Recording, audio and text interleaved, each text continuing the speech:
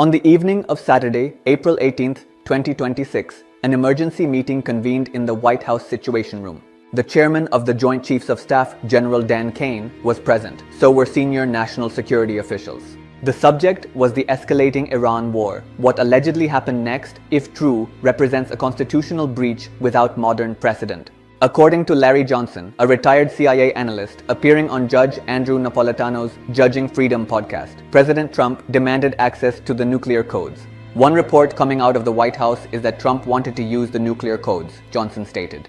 General Dan Kane stood up and said no. He invoked his privilege as the head of the military. It was apparently quite a blow-up. Johnson described Kane leaving the meeting with his head down to the ground in a state of confusion and panic. The claim has not been officially confirmed or denied by the White House, but it has been amplified across social media, reported by the New York Post, and treated as credible by significant segments of the national security commentariat. The context matters. The meeting occurred during the F-15 pilot crisis, when an American jet had been shot down over Iran and 2 airmen were missing. Trump had already spent hours screaming at aides. The nuclear request, if it occurred, was not a calculated strategic option.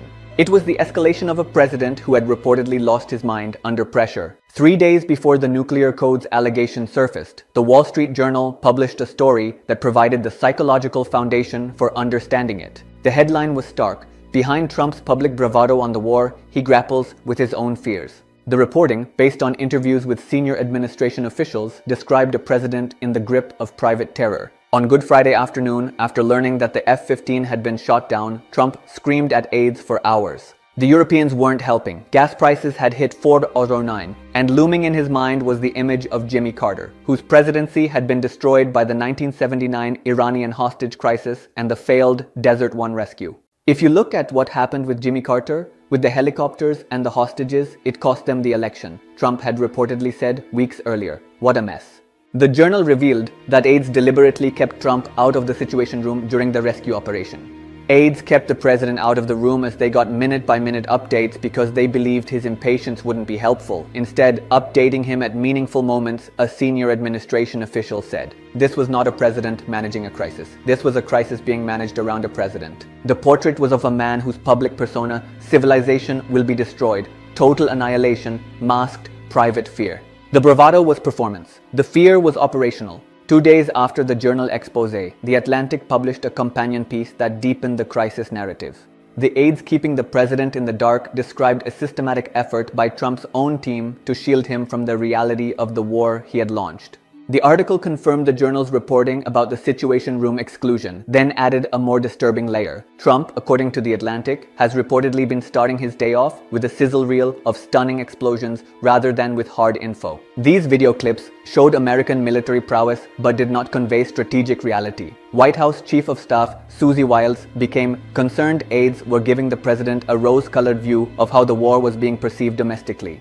The implications were constitutional. Aides' desire to keep Trump in the dark is understandable, but it is also an affront to the constitutional system, The Atlantic noted. If the president cannot handle reality, the problem is not with the information he receives. It is with his capacity to process it. The article traced a pattern. Trump was shocked when Iran seized control of Hormuz, despite military warnings.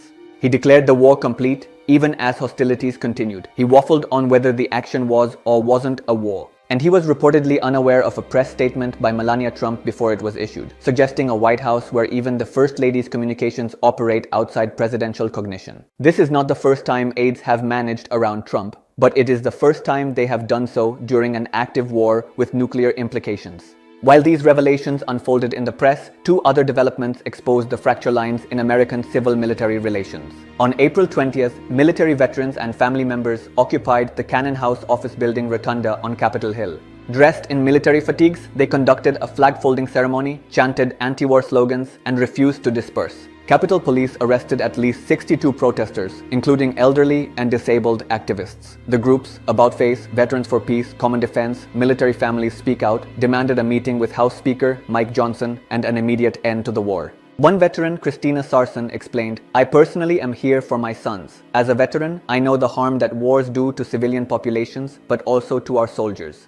I'm talking about the loss of life. I'm talking about injuries and lives changed forever. I'm talking about PTSD and moral injury." Simultaneously, a corruption scandal was breaking that connected the war's continuation to personal financial gain. Jared Kushner, Trump's son-in-law, is leading U.S. diplomatic efforts with Iran while maintaining a lucrative business relationship with the Saudi government. In 2021, Kushner raised $2 billion from Saudi Arabia's public investment fund for his private equity firm, Affinity Partners. Since then, he has collected over $110 million in management fees from the Saudi government. According to a study by Popular Information, 202 articles published by major outlets mentioning Kushner's diplomatic role were analyzed. Only 6, less than 3%, mentioned his financial conflict of interest.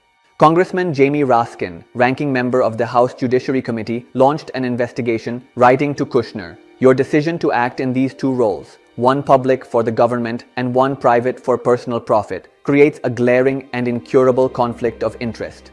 The Wall Street Journal had previously reported that Saudi Crown Prince Mohammed bin Salman was lobbying Trump to initiate and continue the war. The Washington Post confirmed the lobbying. Neither publication connected it to Kushner's $2 billion Saudi relationship in their war coverage. The convergence of these four developments, the alleged nuclear codes request, the Journal's fear expose, the Atlantic's constitutional warning, and the veterans' protest against Kushner's corruption, reveals a presidency at the edge of operational collapse. The nuclear codes allegation, whether literally true or exaggerated, reflects a genuine institutional panic. General Kane had already expressed reservations about the war before it began, warning that airstrikes alone would not undermine the regime and that the operation would be complicated. His reported refusal to facilitate a nuclear strike is consistent with his pre-war caution. Whether he said no to codes or no to escalation, the structural reality is identical. The military leadership is operating as a restraint on a president it does not trust. The Journal and Atlantic revelations expose a parallel crisis. The president is not merely impulsive but uninformed, not merely aggressive but frightened, not merely authoritarian but managed.